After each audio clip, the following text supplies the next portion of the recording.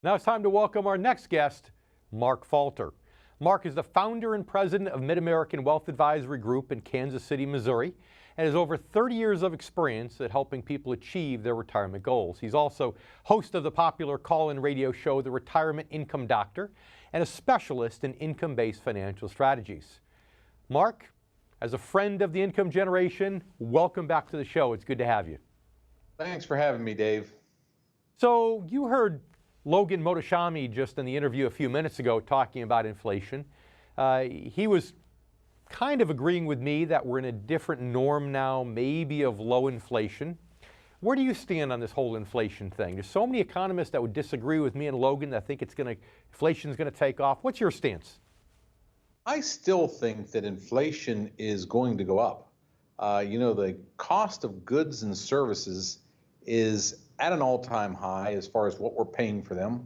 The consumer price rose 0.2% in May, and it's up at an all-time high. I still think we've got some inflation coming. So, but do you think inflation, like the 1.5 or shy of 2% that we had while the government was doing all this quantitative easing, trying to create more inflation, or do you think we'll get back to that 3 or 4% normal rate of inflation like we saw for decades before that? I think we're going to get back to the 3 to 4%, especially in the clients that we deal with the retirees that we're dealing with. It's an interesting thing. I had to do some research for a radio show that I did, and the number one fear of retirees is not running out of money anymore. It's the rising cost of healthcare. And anybody that's been to the hospital lately will tell you that it ain't no 2-3% increases you're talking about. You're talking 7-8% increases in many cases. Well, that's right. You heard Logan even say 7 or 8%. I don't know if you heard that or not, but that was his exact number. So, Mark, stay with us. We'll be right back. And you stay with us, too. We're here with Mark Falter on the Income Generation. We'll be right back.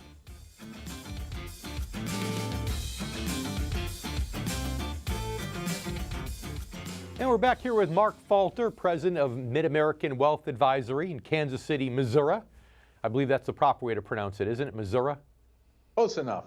Close enough, that's right. That's how locals pronounce it. So, Mark, help me out with this. Our generation, the baby boomers, are not spending money the way they used to anymore. You heard Logan talk about the fact that the millennials, although their income's going up at a faster rate, their income's much, much lower.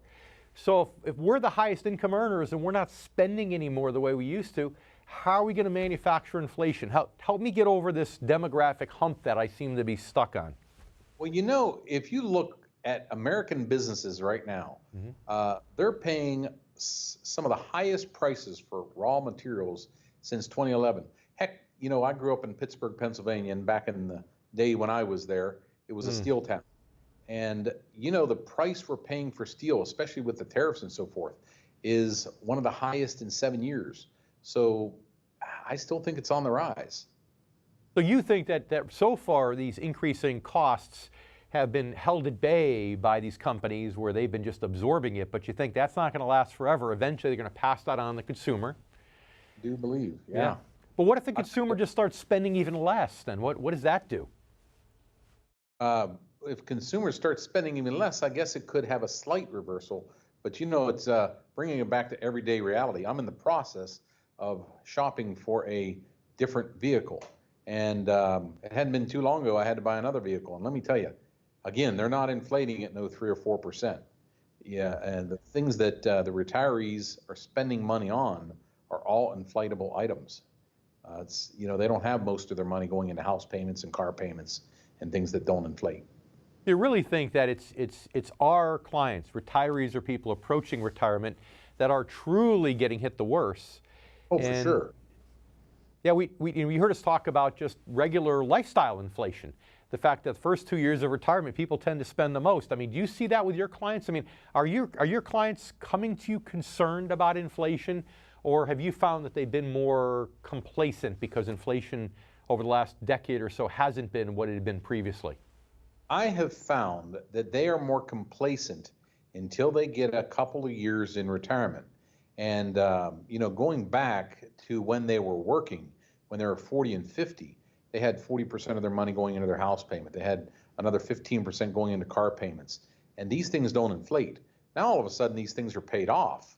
and they're seeing, I'll tell you one of the biggest concerns I hear from my clients, personal property taxes, what they are this year versus what they were last year. Yeah. And it's becoming a major issue, and everything they spend money on is inflating. And all that lifestyle stuff, you know, the closer you get to retirement, you retire and all of a sudden you get the time on your hands and you spend more money. Those are the go-go years, as you like to say, Mark. Right. So unfortunately, we need to leave it there for today. Time flies when you're having fun. Mark, thank you. Thank you for having me. And thanks to you also for watching. We'll be back with more here on The Income Generation. Stay with us. We're right back.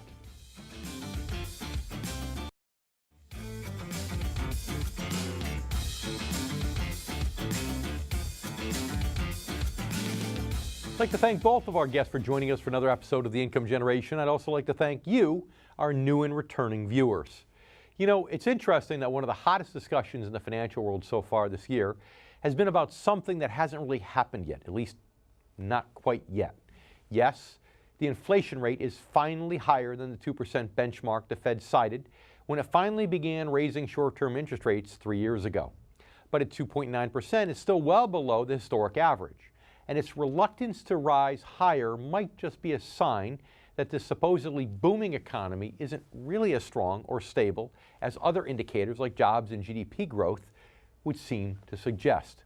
With that GDP growth and other inflationary forces like the president's tariffs, for example, now at work, it will be interesting to see whether or not a spike does finally occur and what impact that could have.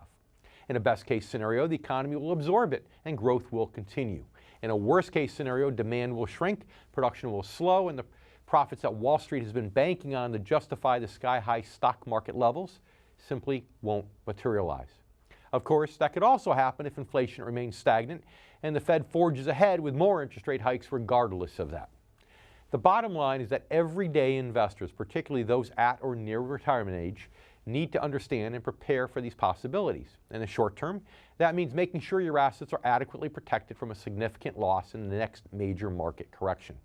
Long term, it means making sure you have a financial strategy that safeguards your money against damaging effects of inflation over the long run. And like I said, that long run is 30 years or more. That means a strategy that not only accounts for general inflation, but specific areas of inflation that hit retirees the hardest, such as healthcare. And in my experience, that means a financial strategy focused on protection and retirement income. Thanks for watching. If you're close to retirement and you really want to know how to protect and maximize your money, it's absolutely essential that you stay informed and up to date. And yes, once again, right here is where you can do it on The Income Generation. I'm David Scranton. Thanks again, and we'll see you next week.